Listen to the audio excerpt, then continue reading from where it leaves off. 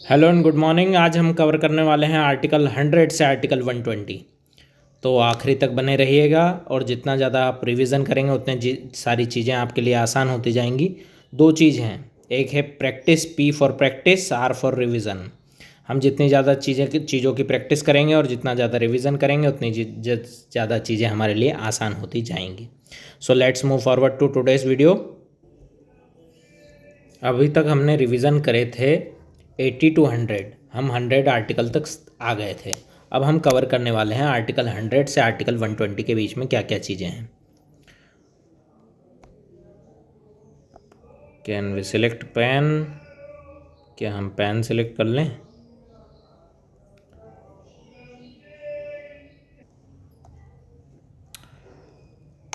Article 100 बोलता है voting in the houses, the power of houses to act notwithstanding vacancies and the quorum required. अब इसका हिंदी में मतलब देखते हैं हम। सदनों में कितना मतदान होगा रिक्तियों के बावजूद, सदन की कार्यवाही और कोरम की आवश्यकता। कोरम क्या होता है? 1/3 सदस्य जितने भी रहते हैं सांसद, उसका 1/3 जो हो 1/10 सॉरी 1/10 जो होता है वो कोरम होता है। यानी 1/10 यानी 55 सांसद के समथिंग होना जरूरी है कोरम के लिए। यानी अगर 500 सांसद है, 543 सांसद है, तो करीबन 55 सांसदों का कोरम होना आवश्यक है। आर्टिकल 101 बोलता है, सॉरी वेट अ मिनट,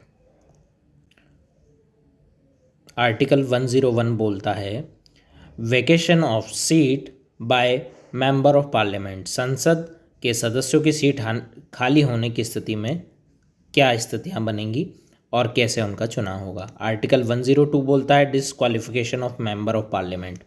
संसद के कोई सदस्य के ऊपर कोई केस चल रहा है, कोई कोर्ट केस चल रहा है, या फिर उन पे ऐसा कोई अमानवीय कार्य हो उनके द्वारा किया गया है जिससे संसद की गरिमा भंग हुई है, उन स्थितियों में उनको डिसक्वालीफाई कर दिया जाएगा, उनको अयोग्य घोषित कर दिया जाएगा और उनका डिसक्वालिफिकेशन हो जाएगा।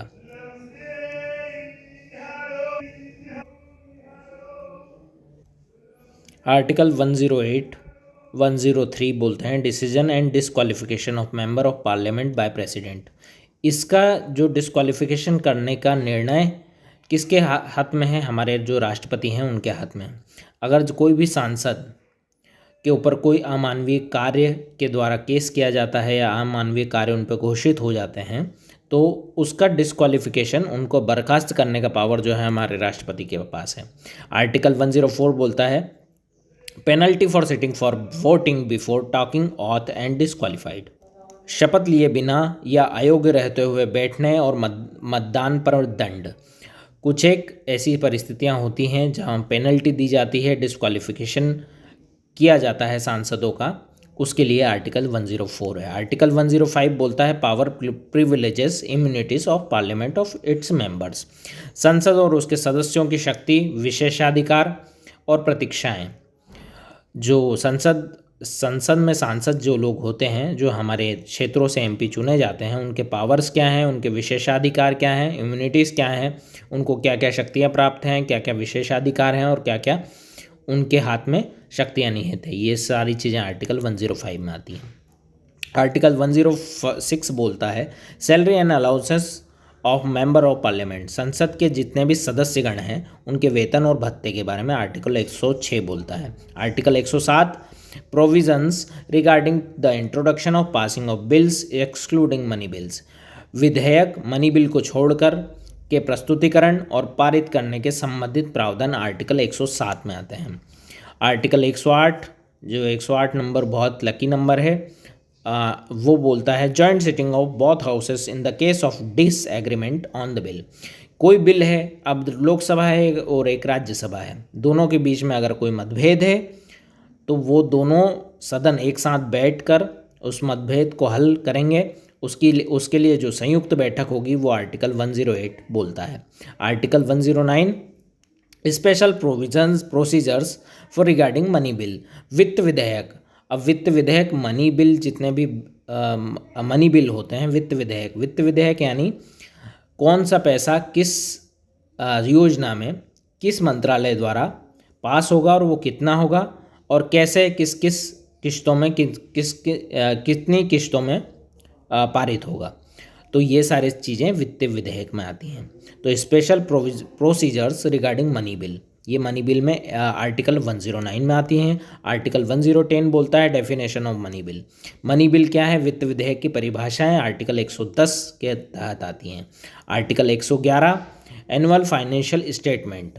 अब एनुअल फाइनेंशियल स्टेटमेंट यानी बजट जो हर मार्च में आता है वो हम उसको बोलते हैं एनुअल फाइनेंशियल स्टेटमेंट या यूनियन बजट, आर्टिकल 112 के तहत। वार्षिक वित्तीय विवरण, पूरे देश में क्या लेखा जोखा होगा, क्या खर्चे होंगे, ये सारी जानकारियाँ हमारे बजट में आती हैं और ये आर्टिकल 112 के तहत आता है। Article 113 procedures in the parliament with respect to estimate demand ends grants. अब जो संसद है वो जितने भी मंत्रालय हैं उनको पैसा कितना पास करना है, कितना उनका पिछला लेखा जोखा है और अनुदान कितना देना है, ये सारी चीज़ें आर्टिकल 113 में आती हैं।